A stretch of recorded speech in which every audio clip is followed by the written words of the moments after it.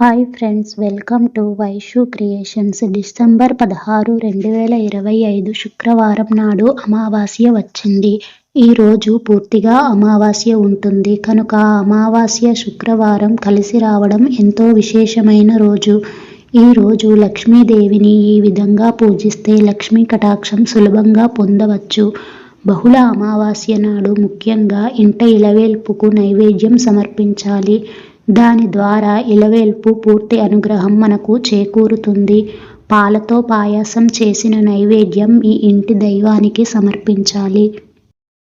ఈరోజు లక్ష్మీ కటాక్షం కోసం లక్ష్మీదేవి ఫోటో తీసుకుని పసుపు కుంకుమ పెట్టి ఆవు నెయ్యితో గాని నువ్వుల నూనెతో గాని తామర ఒత్తులు లేదా జిల్లేడు ఒత్తులు లేదా మామూలు ఒత్తులు 6 లేదా 12 కానీ వెలిగించాలి.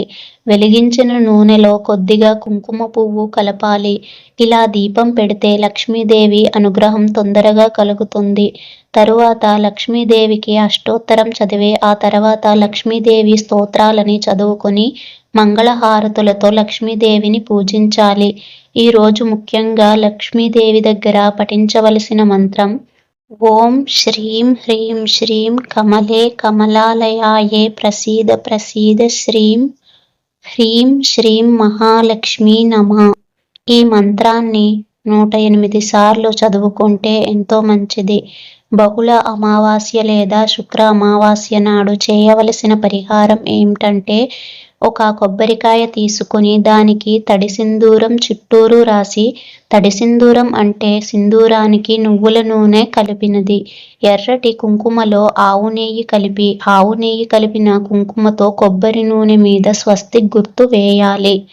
ఆ తరువాత ఆ కొబ్బరికాయకు ఎరుపు రంగు దారం చుట్టి లక్ష్మీదేవి పూజలో ఉంచాలి. పూజ అయిపోయిన తర్వాత కొబ్బరికాయను సాయంత్రం వేళ పారే నీటిలో వదిలివేయాలి లేదా ఎవరూ తొక్కని చోట వేయాలి. ఈ పరిహారం పాటించడం వల్ల ఆర్థిక సమస్యలు తగ్గుతాయి. నవగ్రహ దోషాలు ఉన్నవారు ఒక రాగి చెంబులో నీళ్లు తీసుకుని అందులో కొన్ని నవధాన్యాలు వేసి ఆ చెంబుకి పన్నీరుతో కుంకుమ పువ్వును కలిపి అది బొట్టుగా పెట్టాలి. ఆ చెంబును లక్ష్మీ పూజలో పెట్టుకోవాలి. ఆ చెంబుని లక్ష్మీ పూజ అయిన తర్వాత ఆ నవధాన్యాలు తీసి ఎక్కడైనా ఒక ఖాళీ స్థలంలో విత్తనాలుగా జల్లి అవి మొక్కలు మొలకెత్తిన తరువాత ఆవుకి ఆహారంగా పెట్టాలి. ఈ విధంగా చేస్తే నవగ్రహ దోషాలు తొలగుతాయి. అలాగే ఈరోజు రావి చెట్టు దగ్గర దీపం పెడితే చాలా మంచిది కనుక ఈరోజు అమావాస్య పూర్తిగా ఉంది కనుక మీకు కుదిరినప్పుడు రావి చెట్టు వద్ద ఆవాల నూనెతో మట్టి ప్రమిదలో 12 వత్తులు వేసి దీపం వెలిగించండి. 12 దీపాలు విడివిడిగా వెలగాలి. ఎంతో శక్తిగల ఈ రోజున ఈ పరిహారాలు పాటించి ప్రతి కుటుంబం ఆయురారోగ్యాలతో జీవించండి. అలాగే మరిచిపోకుండా ఈరోజు లలితా సహస్రనామం చదవండి. చాలా మంచిది. ఇలాంటి మరిన్ని వీడియోల కోసం మా ఛానల్ సబ్స్క్రైబ్ చేసుకోండి. లైక్ చేసి వీడియో షేర్ చేసి వారికి కూడా ఆధ్యాత్మిక విషయాలను తెలియజేయండి. Thanks for watching.